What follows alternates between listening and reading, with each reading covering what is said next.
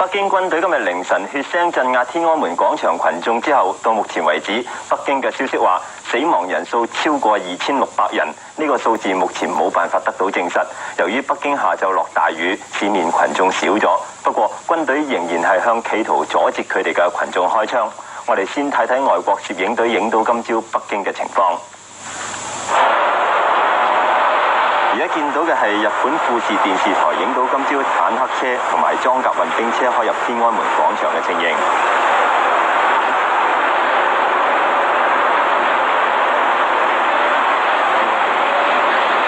當時街上面仲有群眾。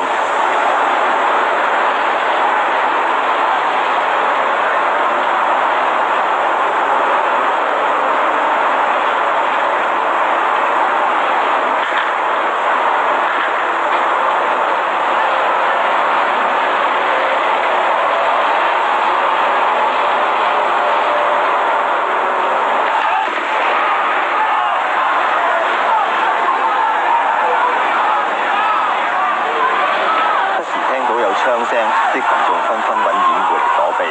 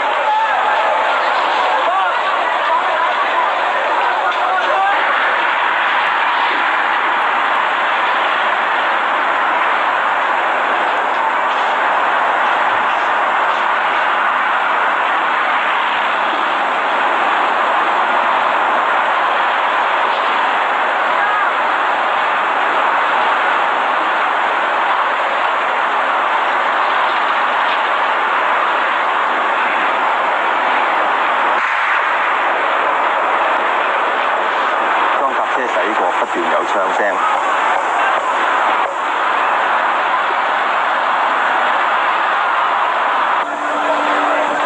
喺街上面不斷有群眾將傷者送去醫院。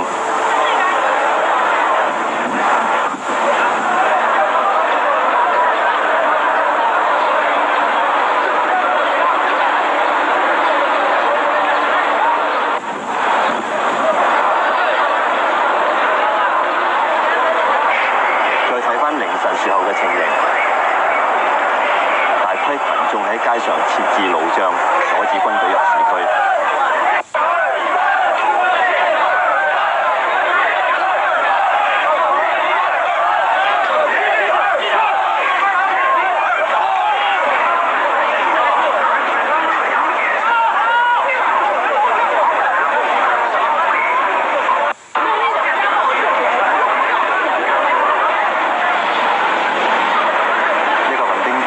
企圖衝過路障。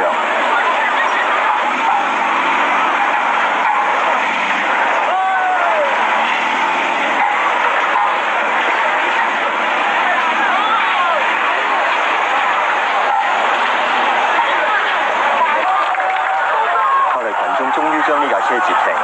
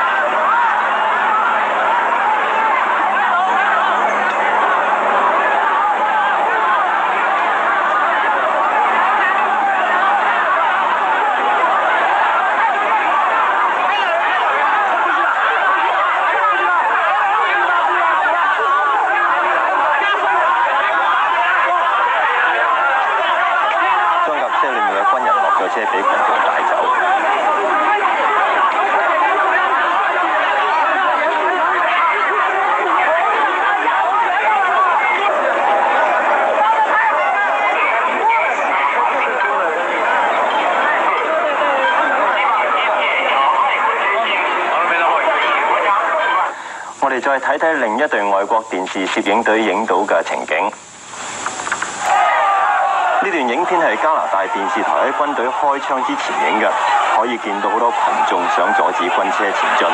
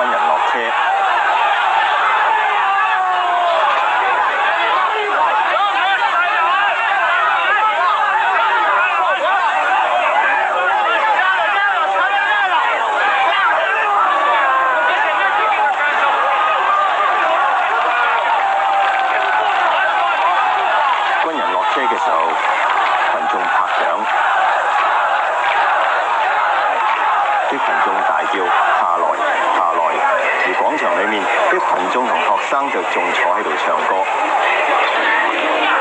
呢個係軍隊未開入廣場時候嘅情形。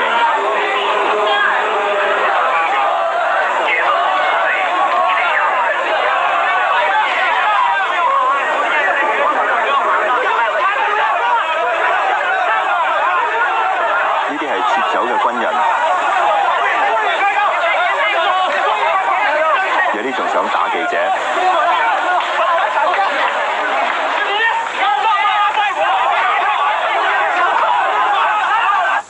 另外，我哋睇下美國電視台所影到嘅片段。呢一段係美國廣播公司嘅影片，可以睇到入夜之後，市民係將擺喺路邊嘅鐵欄拆除，放喺路中間，阻止軍車前進。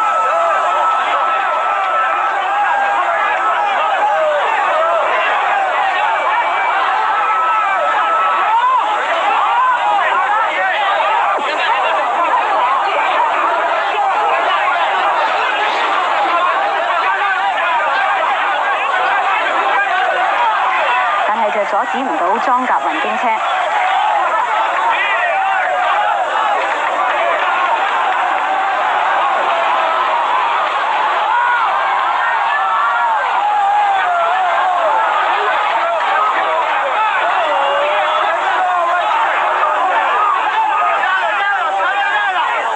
呢架裝甲運兵車係俾人群阻住之後停低，有人企圖撬開裝甲車。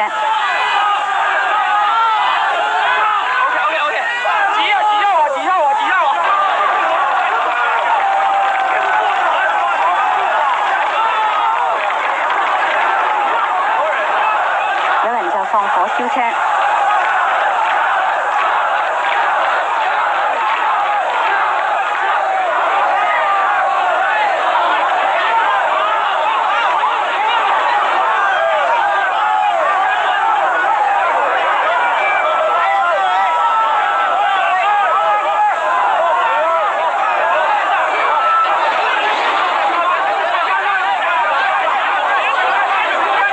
最後架裝甲車爆炸。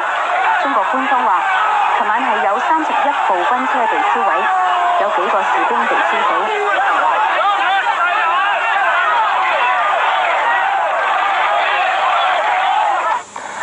一位今日由北京抵港嘅內地人士話，北京市民喺廣泛討論同口頭傳遞天安門血腥鎮壓事件嘅同時，首都盛傳一個消息，就係鄧小平嘅仔鄧樸方同楊尚昆嘅仔楊兆明已經坐飛機去咗瑞士，但係呢個消息暫時無從證實。我哋用長途電話係訪問過喺天安門廣場附近南池子住嘅一個北京市民，佢可以講廣東話，佢係目擊凌晨至到晏晝軍民衝突嘅情形。下晝情況啊，後天落雨，當然都有發生衝突嚟啦，都係。係，咁你而家門口仲有冇見到屍體啊？而家冇啦，搬走咗啦。你可唔可以描述下下晝即係發生衝突嘅情況啊？因為下晝我都冇咩出去，係出水喺過而家咯，因為啲子彈冇眼㗎。係。咁你哋知唔知道咧？而家出邊咧嗰啲軍隊咧係邊度嚟？有冇消息啊？軍隊可能有聽即係啲群眾講啊，有一隊應該係響瀋陽嗰邊過嚟嘅。係。有一隊嘅響呢個即係東面嗰邊，就瀋陽嚟嗰邊就即係冇咁惡啦啲軍隊啊。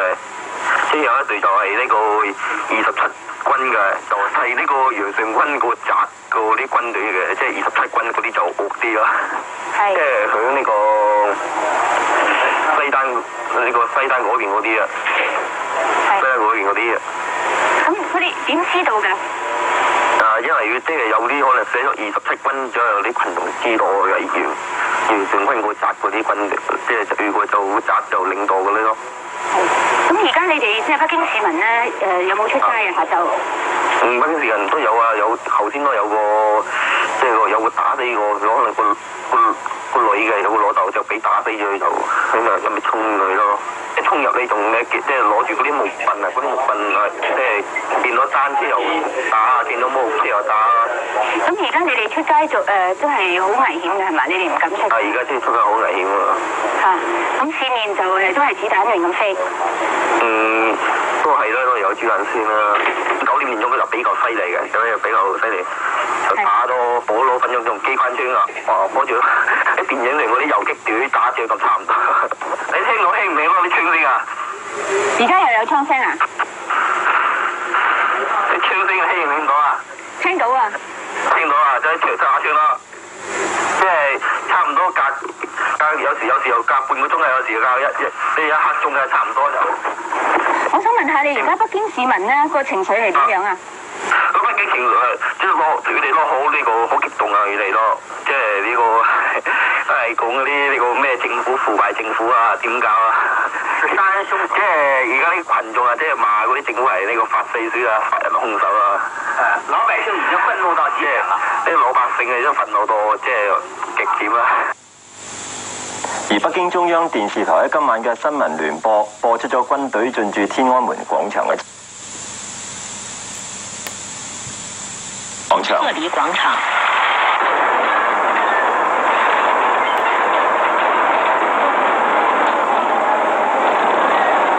呢個係北京中央電視台嘅片段。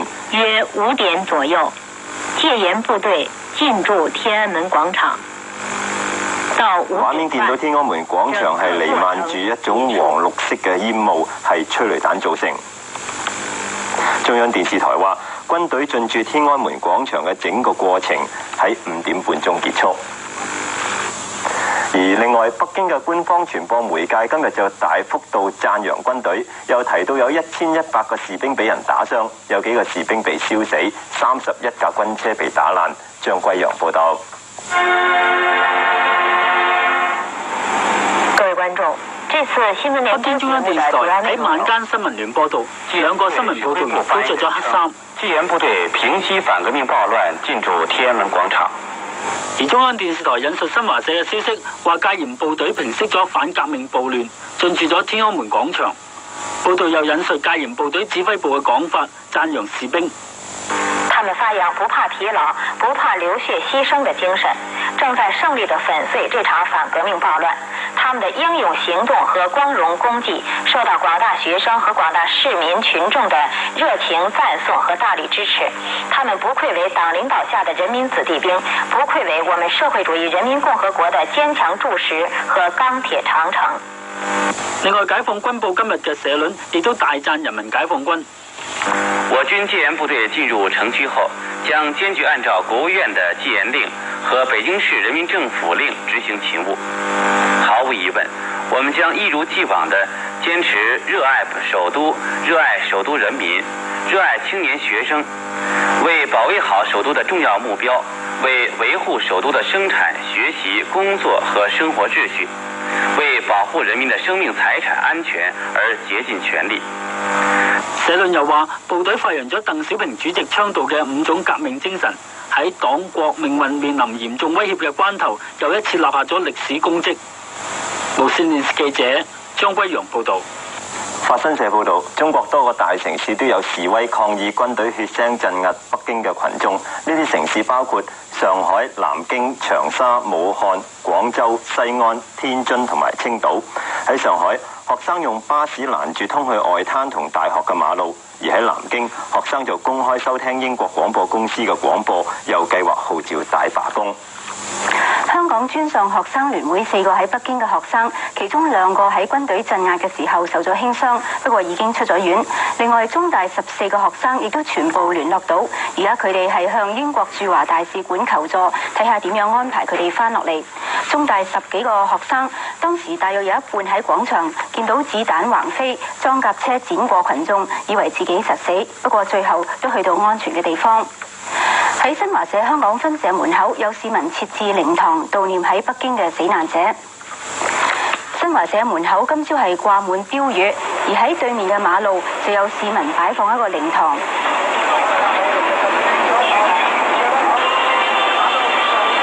不斷係有人獻花悼念喺北京嘅死難者。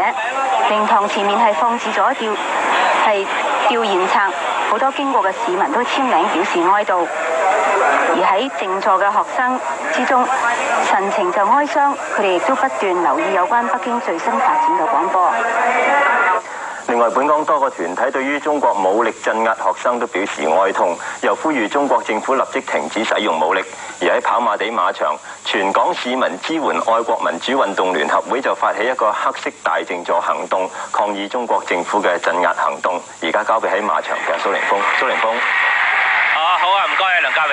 咁其實呢，呢個黑色大靜坐嘅行動呢，就喺5點鐘呢已經宣布結束㗎啦。不過由於人多嘅關係呢，就大會係要嗰啲人有秩序咁樣分批離去，或者係參加大遊行。咁所以呢，就到而家依然仲有好多人呢係坐喺度㗎。咁不如我哋就睇翻較早時呢，就有啲大會嘅人發言，或者係個情況係點樣，由李康全報導。喺中午過後，大批市民陸續去跑馬地參加黑色大靜坐。佢哋將附近嘅馬路擠到水泄不通，